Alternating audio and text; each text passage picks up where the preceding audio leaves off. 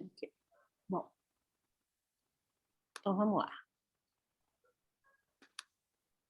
Mesmo com esse título erradinho aqui, mas a gente vai continuar assim mesmo, depois eu conserto. Bom, o tema que está lá no cronograma é escola, tá? É falar de escola. E aí, nós, como reafirmando o que eu disse, a gente vai se... Ai, ele é muito chato, tá? A gente vai buscar em Paulo Freire algumas questões para nos ajudar a entender sobre que escola que a gente está falando, tá? Porque a gente está falando de didática, as questões contemporâneas da didática. Essa didática, ela é uma forma de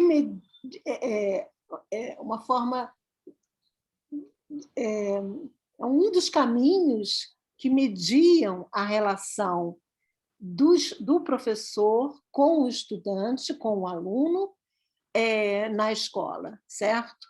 Então, assim, precisamos entender eu não digo porque entender é algo muito conclusivo, mas a gente precisa pensar em de que escola a gente está falando, tá? Antes da gente entrar em alguns dos outros detalhes, tá? Enfim, a gente sabe, né? Vocês sabem tão bem quanto eu que na escola circulam muitos saberes, né? Esses saberes que são produzidos, que é o conhecimento científico a partir de uma produção, digamos, pela pesquisa, principalmente a pesquisa acadêmica, que é feita nas universidades, nos centros de pesquisa, enfim, e que chega à escola, né? E que vai circular na escola, mas que ela não chega diretamente, tá? Esse conhecimento científico, e científico aqui, gente, são as ciências da natureza, as ciências humanas e as ciências sociais, tá? São as ciências de várias naturezas que estão produzindo conhecimento nos seus redutos acadêmicos e que esse conhecimento vem para a escola, vem de alguma forma para a escola. Esse caminho dessa produção, desse lugar de produção até a escola, é muito importante para a gente pensar que escola é essa, né? De que forma esse conhecimento vai chegar na escola propriamente dita, né?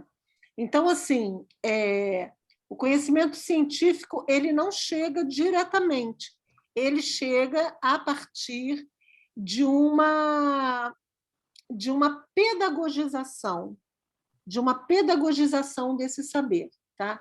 E essa pedagogização tem a ver muito com a construção de conhecimento de determinada área, né? Então, a gente tem as ciências da natureza, que eu coloco aqui, física, química, biologia, tá?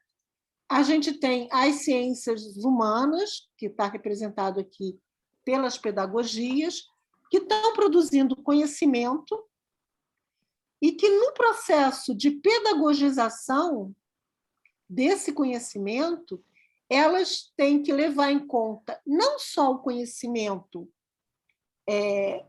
do ponto de vista conteudista, do conteúdo, mas também o conhecimento do ponto de vista da construção desse conhecimento pelo outro. O que eu estou querendo dizer? Eu estou querendo dizer que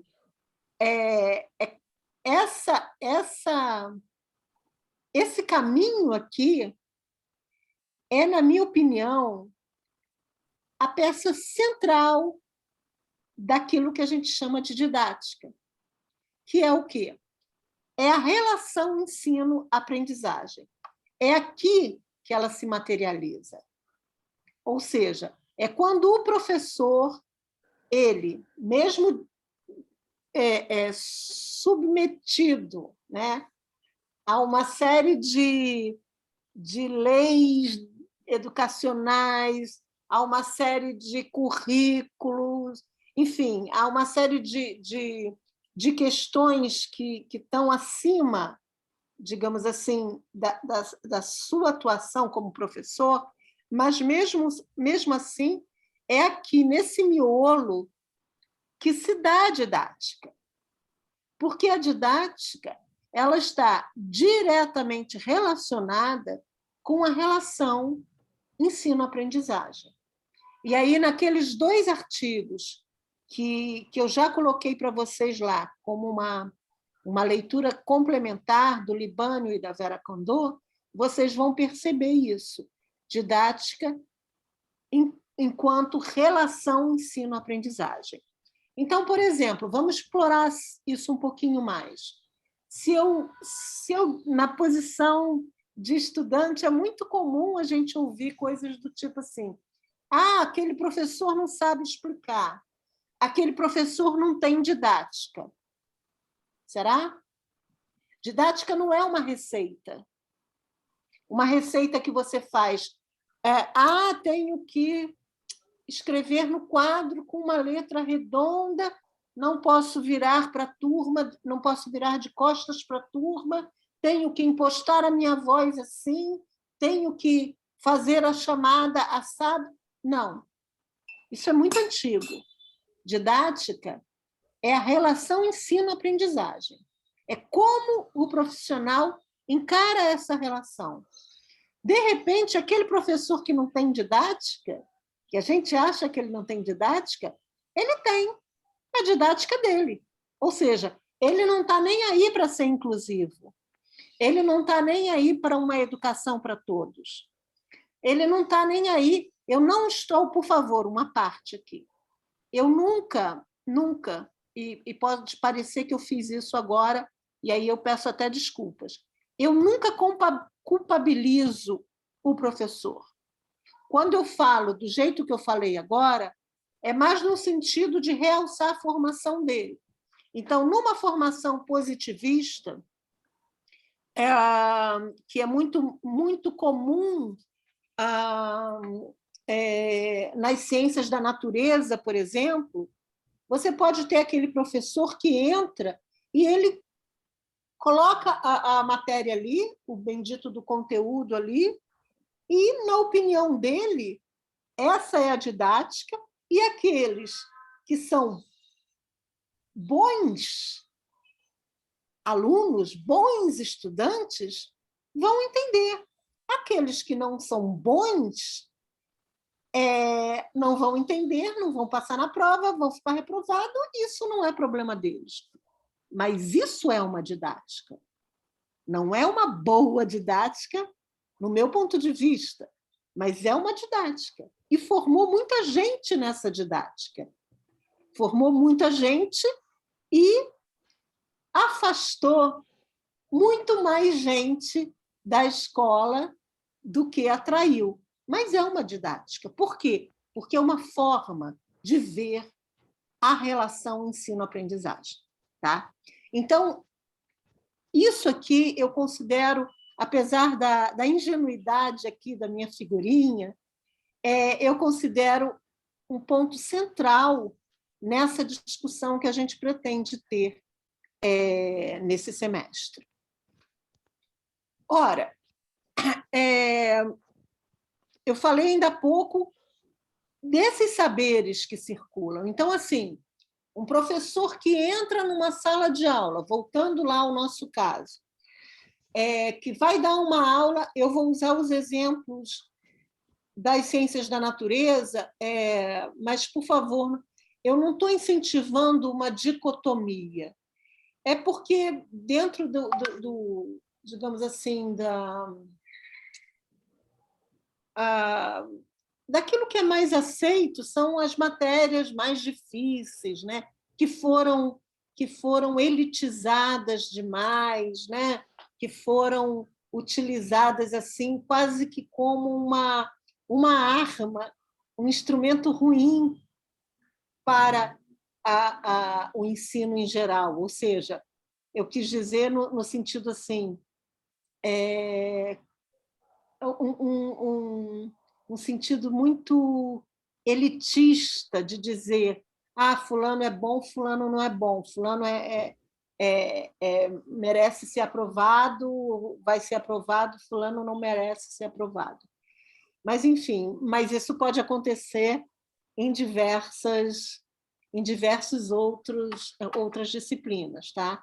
Então, eu estou parecendo dicotômica, mas é só para utilizar exemplos assim um pouco mais potencializados, assim, para tentar explicar aquilo que eu quero falar. Bom, então voltemos ao nosso professor, que entra na sala de aula e dá a sua aula de acordo com a sua didática, de acordo com a forma como ele vê o ensino-aprendizagem. Ou seja, ele entra para transmitir um conteúdo como se o aluno tivesse uma antena e tivesse que captar esse conteúdo nas ondas, na frequência que ele, professor, dono desse saber, acha que é o certo. E, nisso, ele desconhece e nem leva em consideração esse professor fruto de uma formação extremamente técnica, tá? que tem suas raízes na história, lá no início do processo de formação de professores aqui no Brasil. História da educação, vocês vão ver que essa questão era bastante comum, né? Então, esse professor ele não leva em consideração os saberes que existem, sim, mas que, às vezes, não têm uma relação direta com o conteúdo, né? E que, muitas vezes, por ter sua raiz nas questões mais populares, nas questões de criação, nas questões culturais, não são tidos como saberes necessários à escola, saberes adequados à escola, certo? Então, assim, uma das contribuições originais de Paulo Freire vai se referir à importância da informalidade na aprendizagem. Se estivesse claro para nós que foi aprendendo que aprendemos ser possível ensinar, olhem só, preste atenção nessa frase, teríamos entendido com facilidade... Ai, desculpa, gente. Teríamos entendido com facilidade a importância das experiências informais, né? Que acontecem em outros espaços também. Tá? Espaços como as ruas, as praças, trabalho nas salas de aula das escolas, nos pátios dos recreios, em variados gestos dos alunos, do pessoal da administração, do pessoal docente, que se cruza, cheio de significados. Então, aqui, Paulo Freire traz a importância desses saberes a partir da máxima de que tenho que me dar conta que foi aprendendo que eu aprendi a ensinar. Então, isso é algo bastante importante para a gente ter na cabeça. E para pensar nesses saberes que estão informalmente circulando nessas escolas, né? Então, assim, esses saberes podem ser da ordem do conhecimento popular, tá? Eu estou com essa tela aqui me atrapalhando, mas, enfim, que é um conhecimento que vai ser adquirido no dia a dia, né? Então, por exemplo, eu gosto muito de algumas experiências que eu tive quando eu tive uma casinha... Eu costumo dizer que era a minha casinha do pé de serra, né? Então, aquele agricultor que conhece os sinais da mudança de tempo, eu convivia muito com isso, assim. Ai, bom dia, bom dia, bom dia, tudo bem, tudo bem? Que sol lindo! Mas vai fechar. Caramba, mas está lindo, vai fechar. Está vendo aquele lado ali? Quando aquele lado ali fica nublado, é porque vai fechar. Se viesse de lá, não teria problema. Um conhecimento popular, que é óbvio que vai passar para o filho, para o neto, enfim, que vai se disseminar ali naquele espaço e vai chegar na escola. Um pescador que domina as intensidades da maré, os pedreiros que dominam a arte da construção, às vezes com um único fio, a casa fica muito mais alinhada do que muitos apartamentos que a gente vê por aí. Quer dizer, não estou colocando aqui o embate entre o acadêmico e o popular, não é isso. Mas, enfim, esses saberes existem, né? Existem os saberes das lendas e tradições, das tradições culturais, né? Que são passadas também, às vezes, por pai, por avô, por tio, pelo vizinho, enfim. Eu costumo dizer que tem, assim, entre essas lendas, que cortar o cabelo em determinada fase da lua faz ele crescer, na lua crescente, na lua cheia. Fazer um pedido para uma estrela cadente, não comer manga junto com leite. Ainda tem muita gente que fica de pé atrás com isso. Então, aqui já tem uma componente cultural muito grande. Aqui tem uma componente do dia a dia, daquilo que vai se constituindo no dia a dia. Gente, eu vou pedir licença a vocês por 2 minutos para atender o bendito do interfone que não para de ligar e eu havia avisado a eles que eu ia dar aula. Então, assim, ou deve ser alguma coisa muito urgente, ou eles vão lidar com a minha quase ira. Só um minutinho, por favor.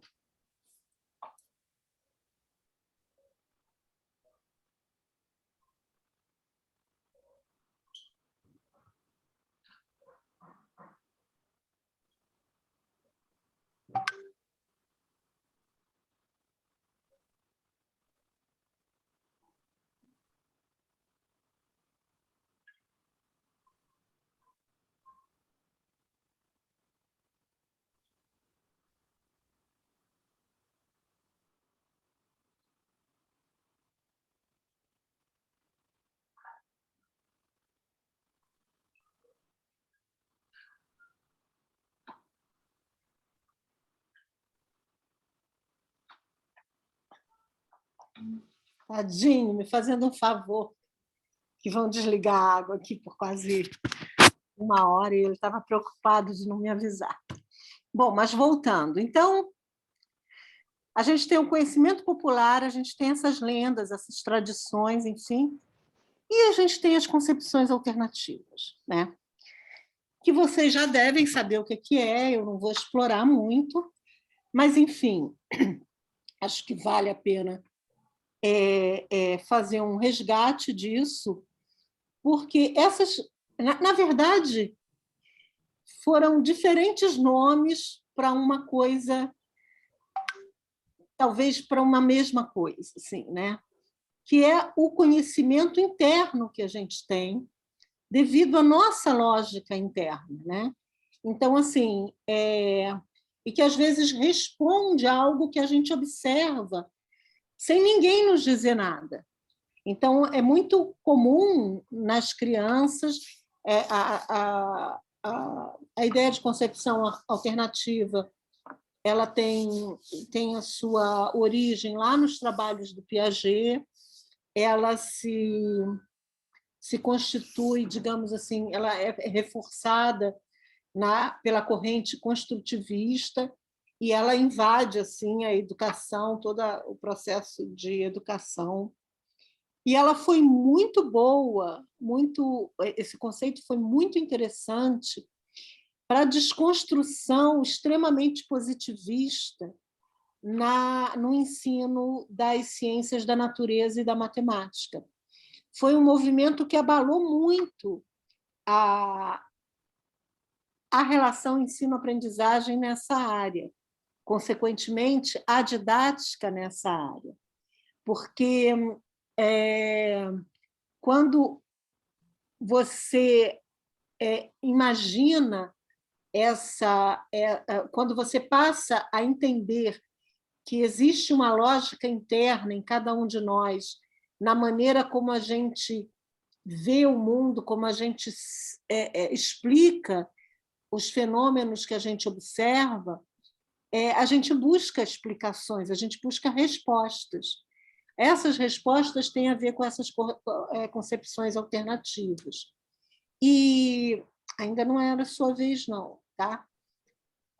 Ou era? Agora já estou meio perdida.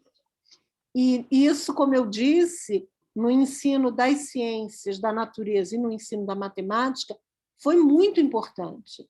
Foi muito importante mesmo, porque ajudou muita gente a pensar novas formas de ensinar ciências, de ensinar matemática, considerando essa lógica interna. Então, eu costumo usar um exemplo nas minhas aulas de ciências da natureza para EAD, para a pedagogia da Unirio em EAD, eu costumo usar o seguinte exemplo, também lá da minha experiência, da minha casinha lá de pé de serra. Se você se posta na janela, quase que numa janela mesmo, né? E aí todo dia você se coloca na janela e aí você percebe que o sol está passando na frente da sua janela, né? No outro dia, a mesma coisa. Você está parada na janela e o sol está passando na frente da sua janela. Então, olha só, você está diante de um fenômeno. Você está observando aquilo. Ninguém está... Independente de qualquer coisa que te digam, é absolutamente natural que você pense que sim, o sol está dando voltas em torno de você ou em torno daquilo que você entende como o planeta Terra, que está parado, que estaria parado com o Sol dando essas voltas. E aí você chega na escola com essa lógica que te explica esse fenômeno que você observa, que tem coerência para você. A gente não deve esquecer que Aristóteles pensava assim. Ah, Dora, por favor, Aristóteles era lá. Uai, estava dentro de uma lógica. Isso aqui é uma lógica aristotélica, sim, cuja memória a gente ainda traz, com certeza. Aí você vai para a escola. Aí a escola diz e mostra uma figura bidimensional onde o Sol está no centro e a Terra em órbitas, né, que não faz movimento, naqueles desenhos que a gente conhece dos livros didáticos, a Terra estaria em volta com uma órbita que indica um caminho que ela estaria percorrendo. Ora, você tem essa figura, o professor que às vezes não consegue pedagogizar essa questão e levar em conta o saber que você trouxe, que precisa, de alguma maneira, não é destruído, mas precisa ser ultrapassado, ser talvez desconstruído e ultrapassado para que você encare o fenômeno a partir de uma outra lógica. Então, essa questão me atrai muito pensar em como a relação ensino-aprendizagem é especial e é responsável por isso que a gente chama de didática. E como ela vai dar o tom de como a gente vai ser professor diante de algumas questões, diante de alguns problemas. Isso eu estou usando exemplos bem simples, Mas se a gente pensa em exemplos de questões mais complexas que digam respeito às questões de gênero, às questões do preconceito em geral, às questões do trabalho, da sobrevivência, enfim, da atuação, das representatividades, a questão da educação sexual. Existem complexidades nessas questões que muitas vezes têm que ser enfrentadas com uma desconstrução ou com uma ultrapassagem de uma lógica antiga. E a gente tem que estar muito atento a isso, de que isso não pode, a gente não pode fingir que essas coisas não existem, tá? Então, assim,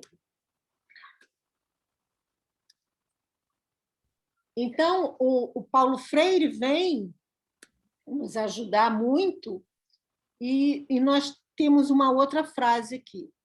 A escola será cada vez melhor na medida em que cada ser se comportar como um amigo, como um irmão. Isso tem a ver com aquilo que a gente colocou no início, da informalidade, mas eu trago aqui porque é essa relação de horizontalidade, de compreensão, de solidariedade entre os estudantes e entre professor e estudantes e professor, que vai garantir que essas lógicas internas, que esses saberes que às vezes se contrapõem ao saber acadêmico, possam ser trabalhados sem necessariamente serem jogados fora, ou sem a gente precisar fingir que eles nunca existiram, porque o resultado é sempre pior, é sempre mais difícil. Vai aparecer, eles vão submergir em algum momento e vão dizer assim: uai, mas então você não entendeu direito. Aí aquela questão vai ficar ainda boiando no nosso inconsciente, impedindo que a gente prossiga naquilo que a gente chama desse caminhar escolar. Aí, né? Bom, aqui eu botei somente para lembrar, podia ter tirado, mas, enfim, aqui está o dicionário no qual eu me baseio, que eu passei para vocês. Ai, eu estou com... Tá. E desse dicionário eu trouxe essas questões aqui, tá?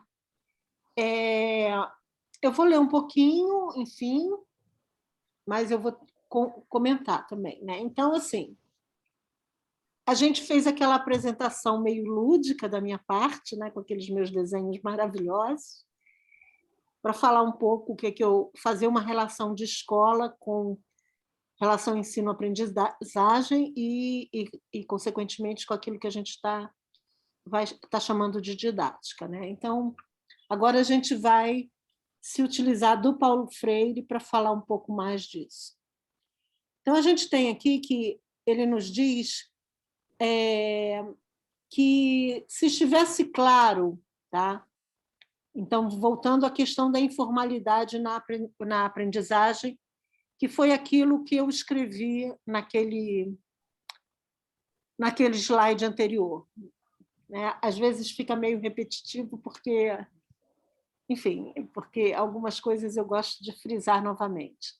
Se estivesse claro para nós que foi aprendendo que aprendemos ser possível ensinar, teríamos entendido com facilidade a importância das experiências informais, tá?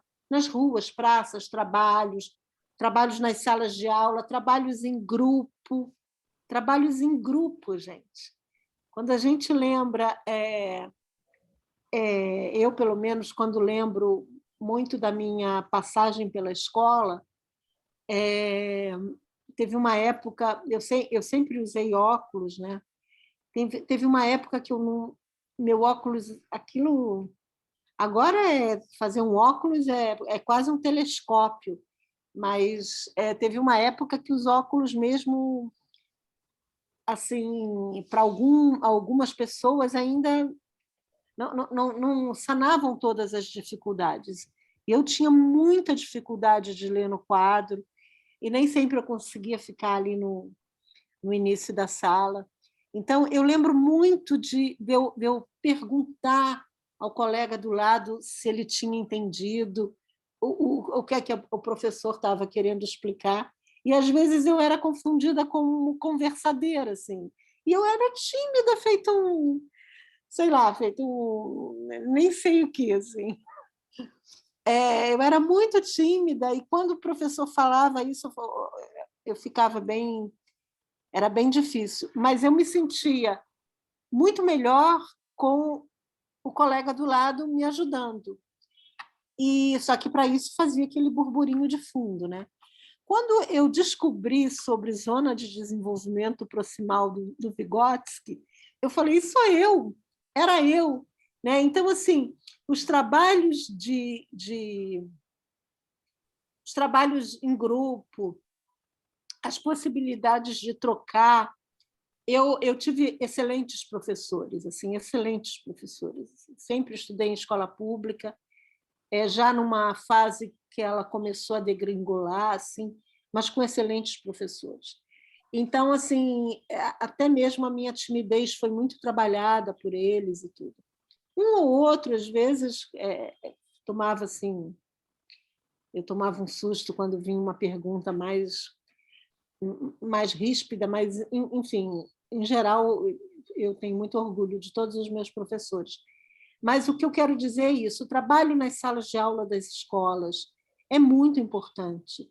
Os trabalhos em grupo são muito importantes. Tá? No pátio dos recreios, em que variados gestos de alunos, do pessoal administrativo, enfim, de todos os atores da escola se cruzam cheios de significados.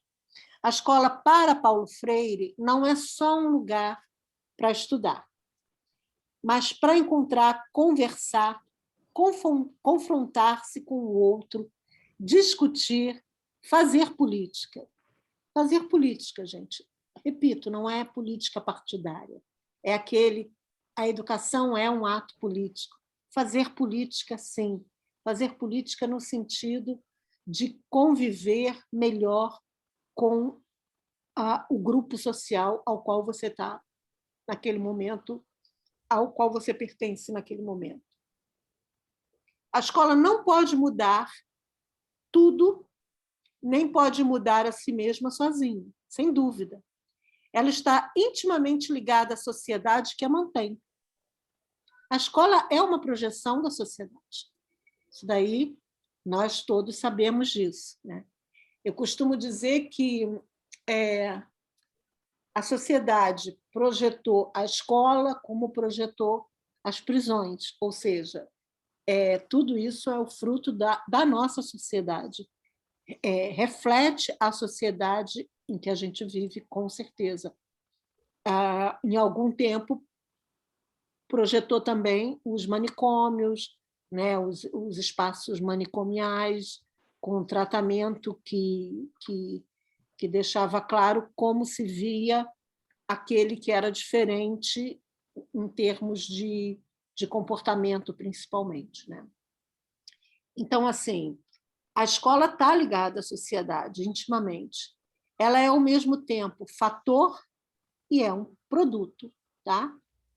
Como instituição social, ela depende da sociedade e, para mudar-se, depende também da relação que mantém com outras escolas, com as famílias, com a sociedade, com a população.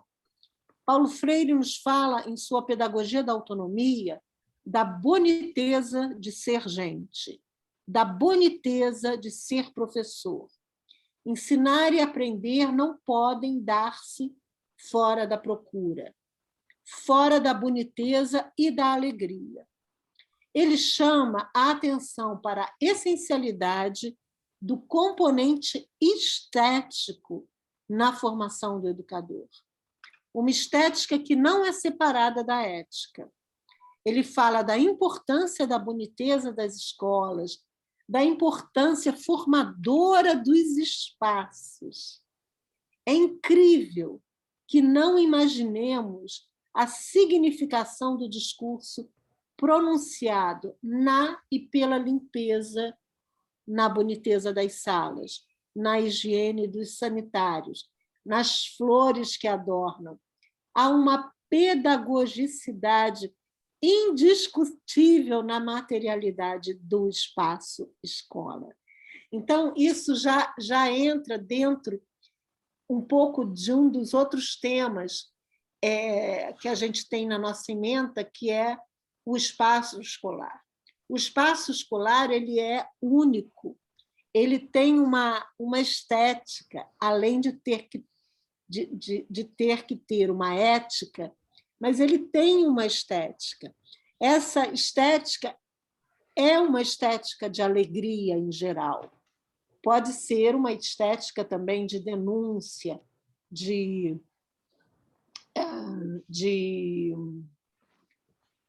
como é que se diz? Está me faltando a palavra. De autocuidado, enfim. Mas é uma estética muito, muito especial. É uma estética polifônica, que fala várias linguagens, que fala a linguagem de quem limpa a escola, de quem usa aquele...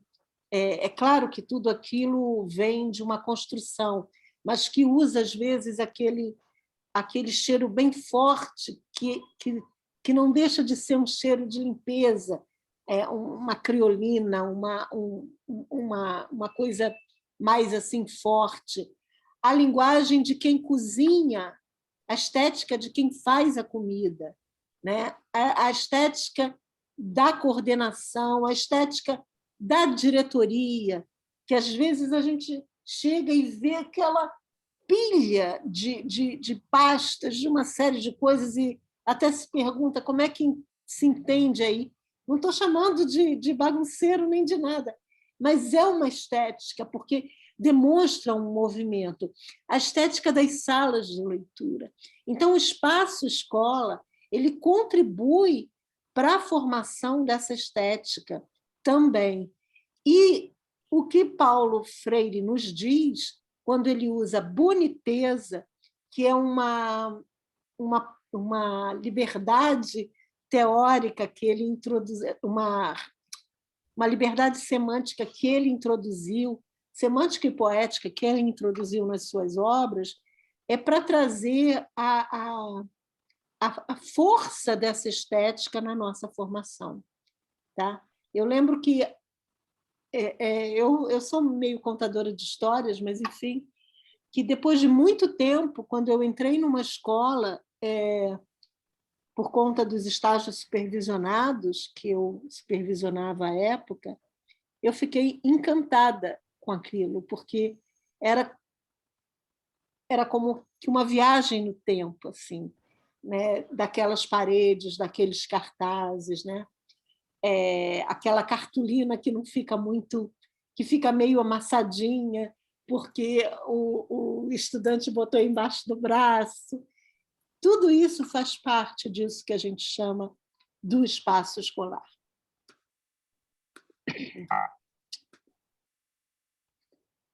Tá. E aí, juntamente com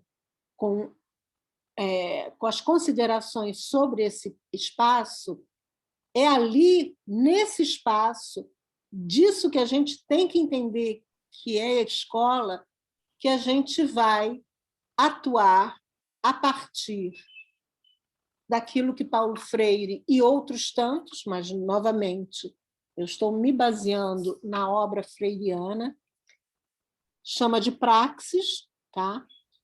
E que está diretamente ligado àquilo que ele chama de pedagogia, ou seja, a praxis implica a teoria como um conjunto de ideias capazes de interpretar um dado fenômeno ou momento histórico, que seja, que, num segundo momento, leva a um novo enunciado, em que o sujeito diz sua palavra sobre o mundo e passa a agir para transformar esta mesma realidade. É uma síntese entre teoria, palavra e ação. Já a pedagogia é mais bem compreendido no contexto do conceito de praxis. Eu acho isso muito interessante, no qual Freire tensiona dialeticamente a ação e a reflexão. A pedagogia se situa no âmbito dessa tensão, em que a prática e a teoria estão em permanente diálogo. Vem a ser o próprio ato de conhecer, no qual o educador e a educadora têm um papel testemunhal no sentido de refazer diante dos educandos e com eles o seu próprio processo de aprender e conhecer. Então, veja bem, a gente tem, por um lado, a praxis, que é exatamente essa teoria-ação, teoria-palavra-ação. Então, você está diante de um fenômeno, interpreta esse fenômeno, esse dado, esse momento histórico. No segundo momento, esse fenômeno, esse momento histórico já vai ser explicado pelas suas palavras, com o seu enunciado, tá? E esse segundo momento, ele é o responsável por aquilo que vai ser transformado em conhecimento, em saber, tá? Então, essa é a tensão que Paulo Freire, no outro momento, quando ele fala de pedagogia, ele nos traz, que é a tensão entre prática e teoria. Ou seja, aquilo que você sabe, aquilo que você aprendeu, aquilo que você vai praticar, aquilo que você vai trazer de novo. É nesse momento, nessa tensão, que habita a pedagogia.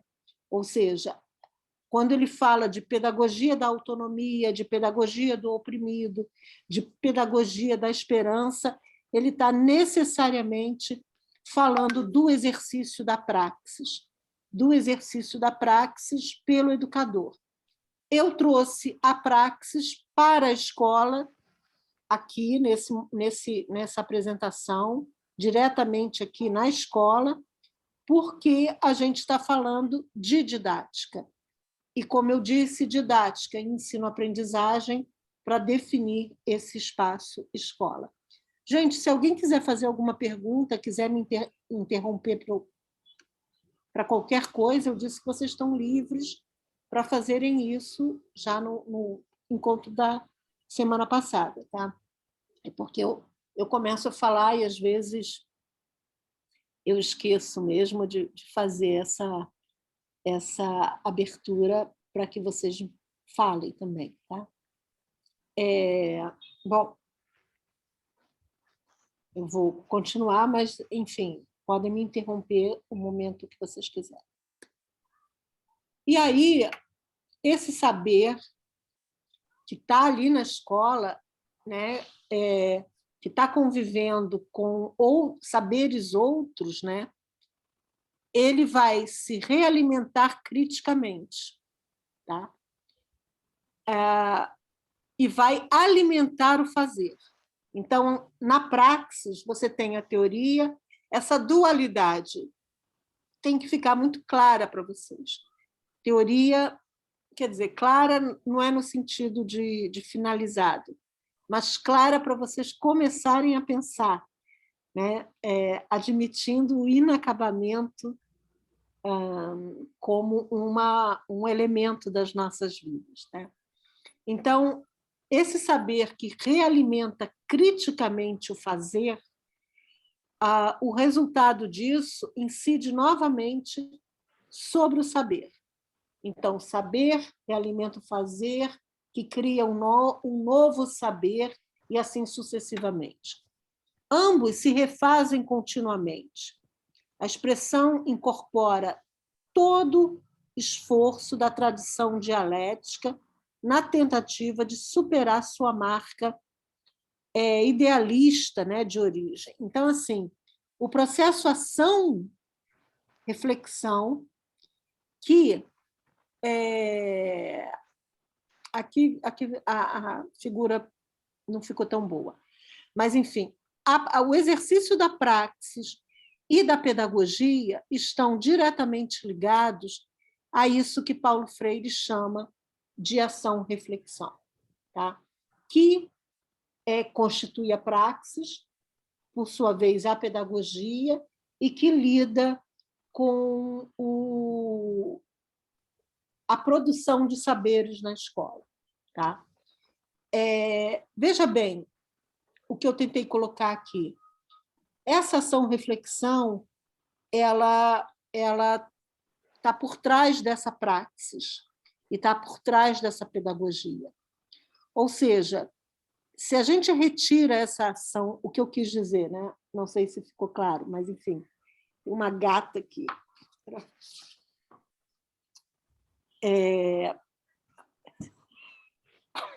Se a gente retira essa ação, reflexão daqui, a gente esvazia essa praxis. Essa praxis é a ação e a reflexão, continuamente. É saber e fazer. Existe uma dualidade aí que a gente tem que levar em conta. Se a gente esvazia essa praxis, consequentemente, essas pedagogias elas não se constituem. E aí eu estou usando o plural por conta disso, porque meio por conta do que Paulo Freire também nos deixou. E, repetindo, pedagogia da autonomia, pedagogia do oprimido, onde você considera a relação oprimido-opressor, pedagogia da autonomia na formação do profissional docente, a fim de que ele defenda a sua autonomia, que ele se dê conta da sua autonomia e parta para um processo de emancipação, que é algo que a gente vai falar um pouco mais adiante em outra aula. Enfim, então, toda essa dualidade pode ser condensada nessa expressão ação-reflexão, tá? Que está dentro ali da escola, como a gente vai tentar mostrar para vocês. E aí, deixa eu voltar aqui. É muito comum a gente se perguntar assim, mas como é que faz isso, né? Como é que trabalha essa questão ação-reflexão? Como é que a gente faz reflexão sobre a nossa prática, enfim, para ter esse exercício da praxis de uma forma mais... Ora, só um instantinho, gente. Tem uma gata gigante aqui, você não pode ficar aqui, fica aqui. Bota a cabecinha aqui. Ó, pronto. Isso. Tá. Como é que a gente faz essa reflexão? Eu costumo fazer uma brincadeira, assim, quando eu estou dando essa aula, assim, não essa exatamente, mas quando eu estou falando de reflexão, até mesmo com o pessoal do estágio supervisionado, eu costumo dizer assim, que muita gente, atualmente, então, nessa história da pandemia, muita gente fala de meditação, né? Como uma técnica que pode nos ajudar muito. Eu, particularmente, fiz muito pouco. Consegui, digamos assim, me sentir muito bem, mas acabou que não repeti essa experiência. Não é uma coisa simples você fazer meditação, né? Porque tem que ter toda uma entrega, um esvaziamento, como se diz, e que às vezes não é simples, né? Às vezes você escolhe para começar no pior momento da sua vida, naquele momento que você está mais estressado, e aí não dá certo mesmo, né? Por outro lado, a história da reflexão é um pouco por aí. como é que a gente faz reflexão, né? Como é que a gente reflete sobre a nossa prática? E nessas épocas que eu era professora de estágio, onde eu aprendi muita coisa, em especial assim, com as questões freirianas, eu refletindo, buscando, investigando, eu cheguei a um filósofo, que é o Richard Hurt, que traz um conceito que eu gostei muito, me ajudou bastante para trabalhar reflexão na época com um estágio supervisionado. Então, o Richard Hurt diz que há dois modos principais nos quais os seres humanos reflexivos tentam, colocando suas vidas num contexto mais amplo, darem sentido a essa vida, né? Ele é um filósofo, ele está falando de uma forma mais geral. O primeiro é contando a história das suas contribuições para uma comunidade, né? Então, você contar aquilo que você faz, aquilo que você fez, aquilo que te mobiliza para essa comunidade, né? Então, de certa forma, eu aqui estou refletindo. Vocês estão permitindo que eu faça essa reflexão, né? A segunda forma é descreverem-se como estando em uma relação imediata com uma realidade, né? Uma realidade não humana. Aí é que entra um pouquinho da gente viajar um pouquinho para entender isso. Eu diria que histórias do primeiro tipo exemplificam o desejo por solidariedade e que histórias do segundo tipo exemplificam o desejo por objetividade. Então, assim, nos dois casos, dá um pouco mais de sentido à sua vida falar, primeiramente, sobre a sua vida, sobre o seu fazer, sobre aquilo que te está movendo, e o outro é descrever como se fosse uma realidade não humana. Mais adiante, eu não coloquei aqui, ele vai chamar isso de um processo de redescrição. Essa realidade não humana significa simplesmente que você vivenciou alguma coisa, viu alguma coisa, enfim, vivenciou um momento e você se afasta desse momento, dessa realidade, para um momento de redescrição, onde você vai redescrever aquilo agora de forma escrita. Então, é escrever aquilo que você pensou, aquilo que você passou.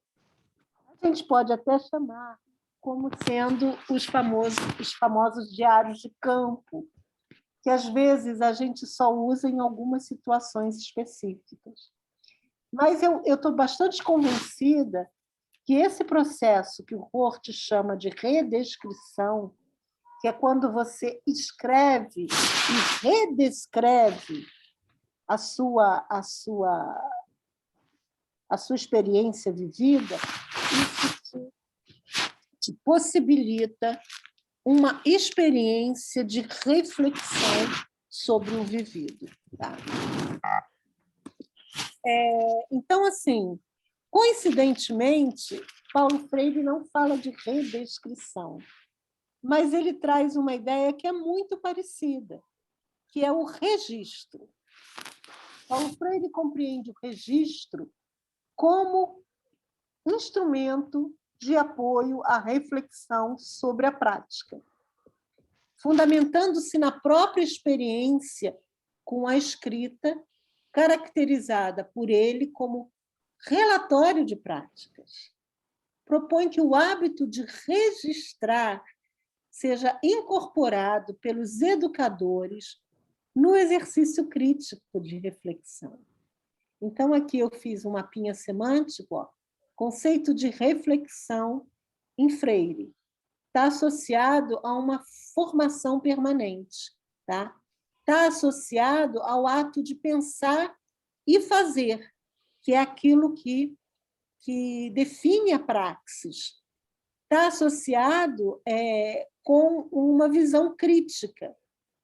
E, mais do que isso, está embasado, se fundamenta no ser curioso, no exercício constante da curiosidade. Então, assim, dessa forma que a gente tem que esse registro nos permite uma visualização desse processo de ação-reflexão que é fundamental para a escola que a gente está tentando entender, né? Ou que a gente está tentando mudar, ou que a gente está tentando reconstruir, ou que a gente está tentando sonhar com essa escola, né? Então, assim, aquela escolinha que estava esvaziada no início lá das nossas transparências, ela já pode aparecer aqui um pouco mais preenchida com esses conceitos que a gente retira da aula, da obra do Paulo Freire, né? Então, a escola ela seria um lugar do exercício da praxis, cuja atenção, saber fazer de novo, refletir, definem as pedagogias que se materializam a partir dessas tensões, tá? E essas tensões que se concentram na ação-reflexão e, consequentemente, no ensino-aprendizagem, tá? Então, na escola, a gente pode e deve utilizar os registros tanto na formação inicial, com os estágios supervisionados, com os diários de campo, como na prática docente, os diários de classe e mesmo os relatos de experiência, que são um tipo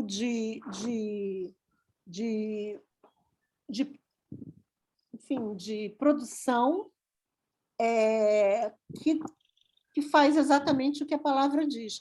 Relata uma experiência que você teve e que, se publicado, socializa essa experiência, que é muito, muito importante no contexto da construção de uma instituição mais humana, essa troca de experiências e de relatos.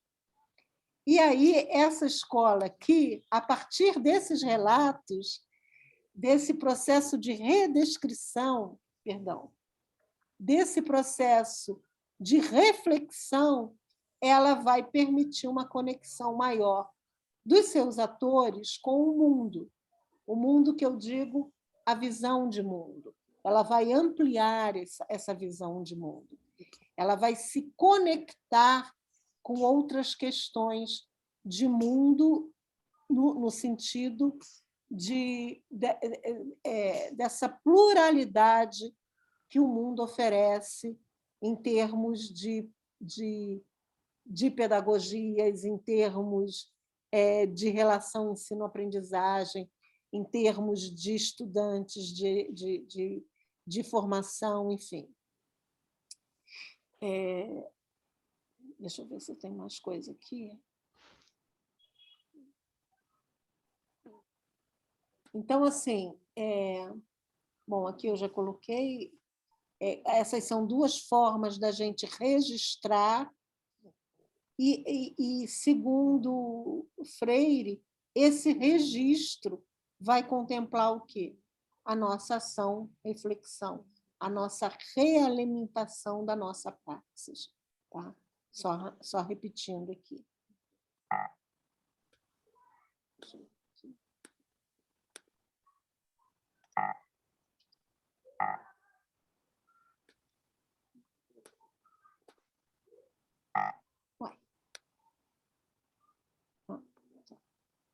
Eu quero trazer aqui para vocês um exemplo que ocorreu no num estágio supervisionado de um determinado estudante, né? Eu insistia muito com a questão do processo de redescrição do Hort, eu insistia muito com a questão dessa dinâmica, né, do saber fazer, saber, enfim. E aí, todos os estagiários eles tinham esse compromisso de apresentar os seus diários de campo e da gente conversar, analisar sobre eles, enfim. Então, ouçam esse diário. Eu não sei se eu botei 1 ou 2, mas, enfim. Hoje, esse diário foi de uma aula de ensino fundamental para turmas de EJA. Hoje, o professor apenas corrigiu as provas aplicadas na sexta passada em ambas as turmas. O que mais me surpreendeu foi o número de notas baixas na prova e a reação de grande parte das duas turmas quando viam as notas. Essa grande parte comemorava as notas baixas. E, se fosse 0, a comemoração era ainda maior. O que me pareceu foi que estes estudantes, que estes alunos, preferiam tirar notas baixas para serem aceitos nos grupos, pois quem tirava nota boa era zoado. Por outro lado, eu vi alunos também que, mesmo tirando uma boa nota, e alguns com notas baixas, buscando entender o porquê tiraram aquela nota, tristes por acharem que haviam ido melhor e outros até preocupados com a prova da semana que vem.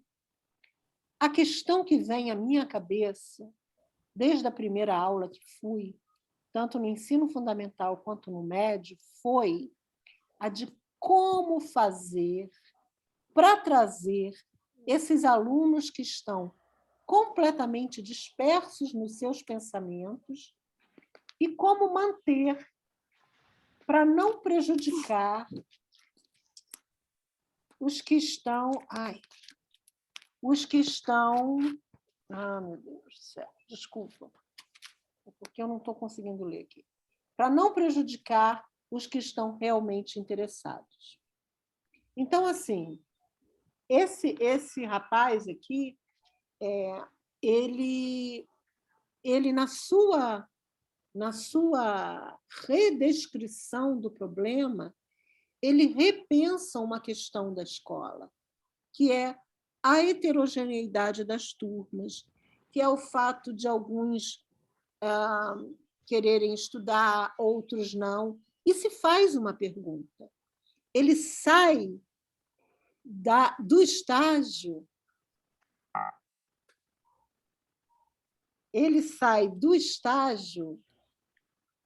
curioso. Tá?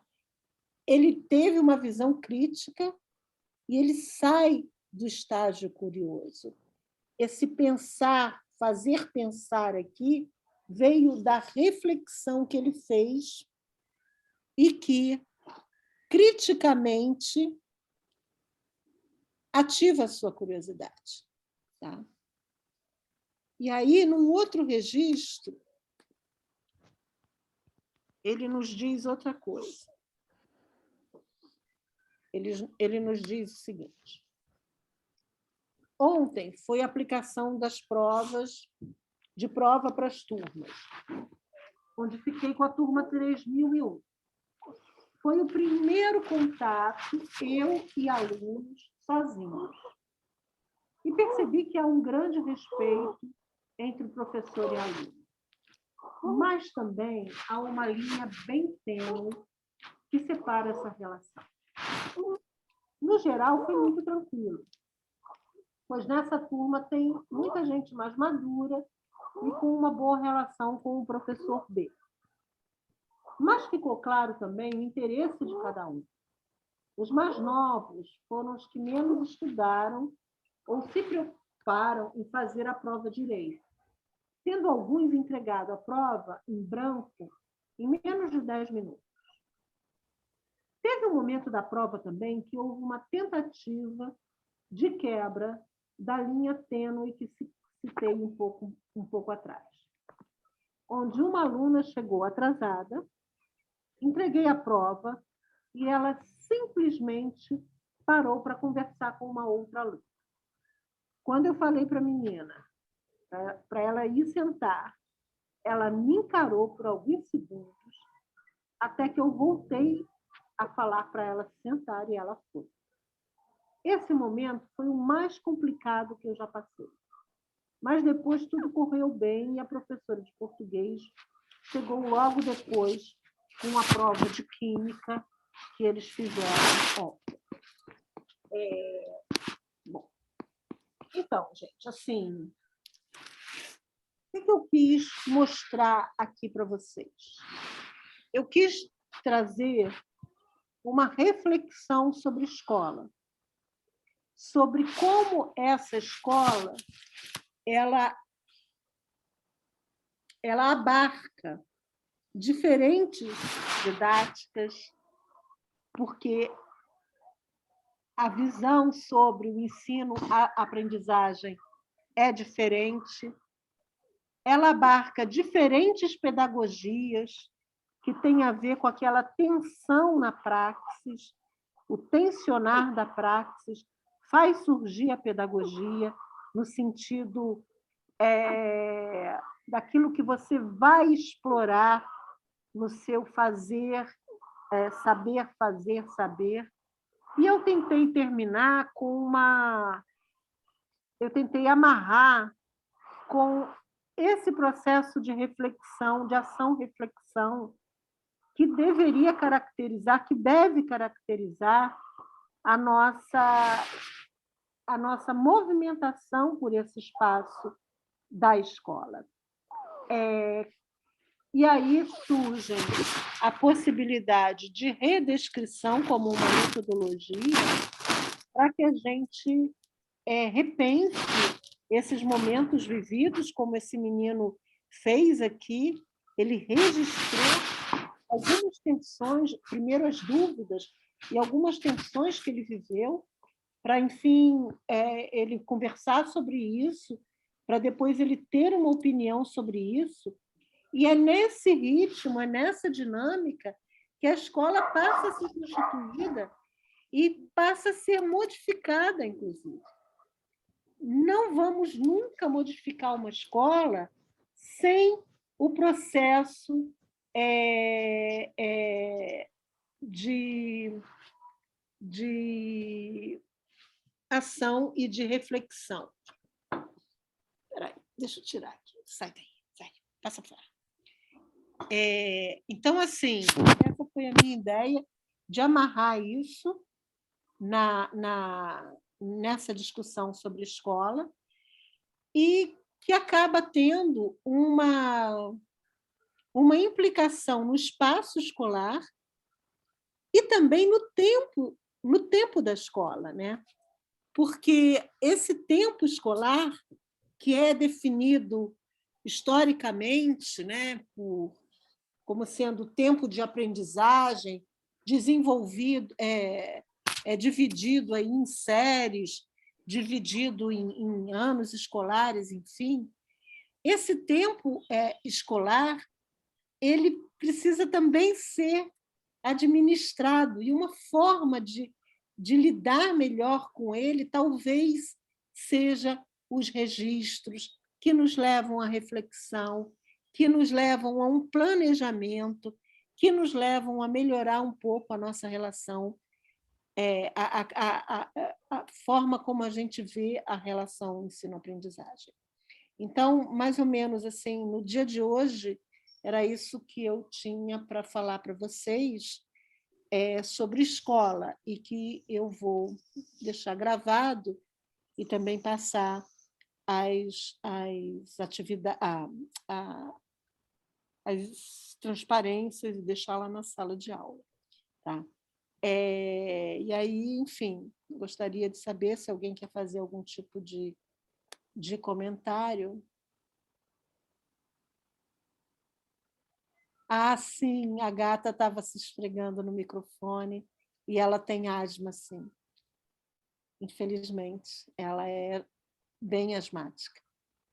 Ela chia muito. Por isso que eu tenho um pouco mais de paciência com ela aqui. Ela até já me mordeu aqui, porque eu não quis deixar ela em cima do microfone. Eu tenho que aumentar bem a mesa. Mas, enfim, vocês me desculpem, eu nem percebi que ela estava... Eu sou muito distraída com essas questões do microfone. Espero que não tenha atrapalhado muito. Vou ver só na gravação, enfim. Vou tomar mais cuidado da próxima vez. Alguém quer falar alguma coisa, além da asma da minha gata? Alguém tem alguma observação, alguma questão para colocar?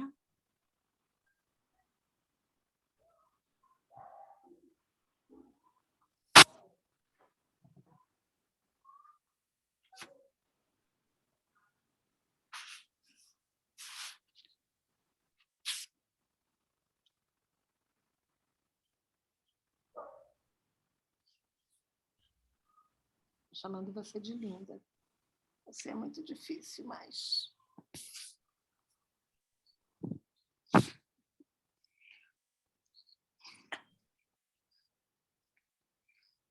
É a mais nova.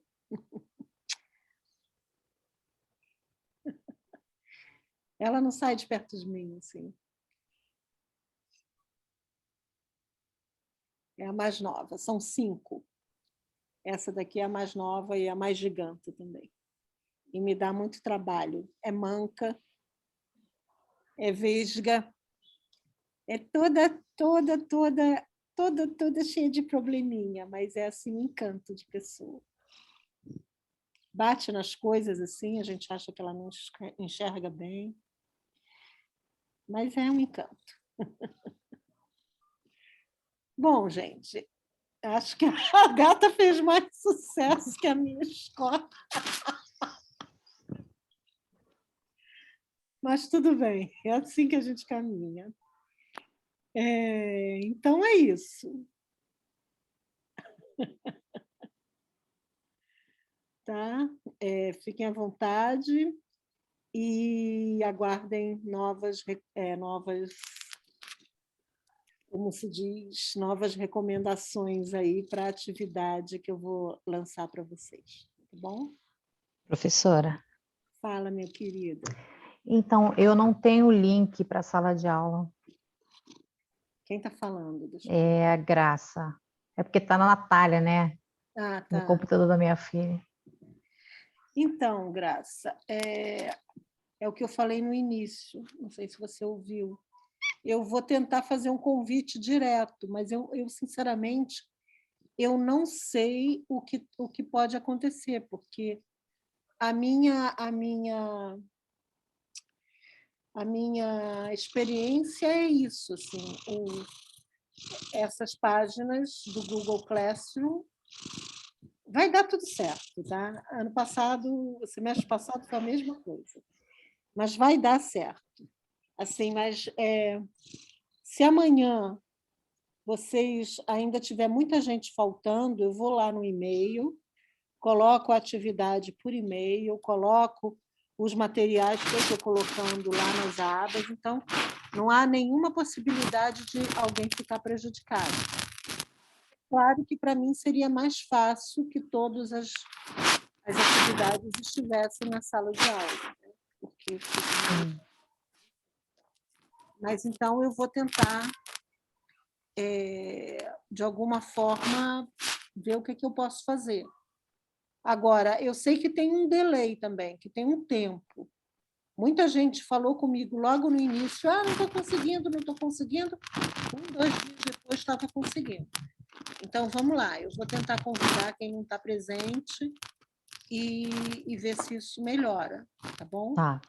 Tá bom, então. Por enquanto é o que eu posso fazer, mas não se incomodem que amanhã, de qualquer forma, eu mando para aquele e-mail que tinha 60 pessoas, para ninguém ficar sem a atividade e sem os materiais que eu anexei. Pode ficar tranquilo. Tá Tá bom, querida, obrigada, tá? Nada. Boa tarde para a senhora, para todo mundo aí. Tá bom, boa tarde. Professora, Fala. pode deixar o e-mail institucional no chat? Pode deixar, por favor. Ok, obrigada.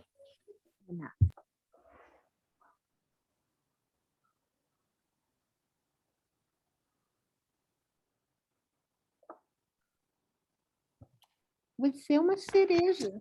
Falaram que você é uma cereja. É cereja, é? Você não é cereja, não. Não é cereja? Gosta de cereja? Tá bom.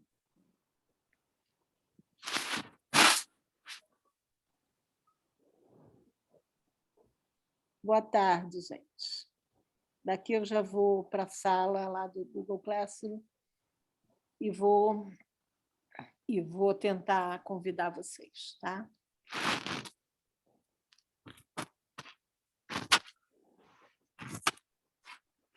Eu vou deixar a sala aberta, porque daqui a pouco tem a segunda turma, então, boa tarde para vocês. Agora eu vou tomar um chazinho e ver se eu consigo tirar essa pequena jamantazinha, que é a coisa fofa aqui do meu computador. Tá? Vamos lá? Vamos lá? Vai ficar aqui a tarde inteira? É isso mesmo? Vai ficar aqui a tarde inteira, vai? Deus do céu, eu... Não gosta de beijo, não, é?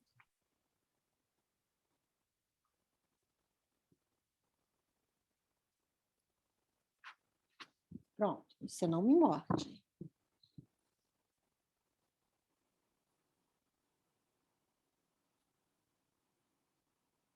Não me morde.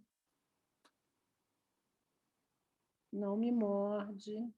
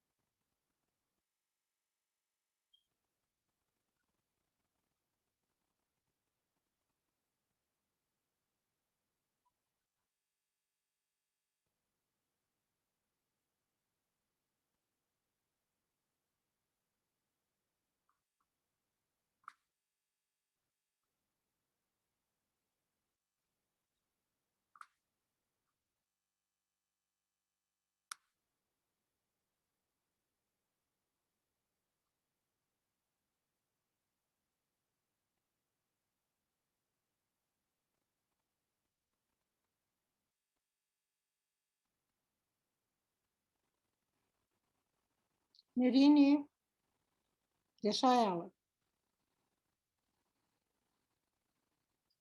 Nerine! Nerine!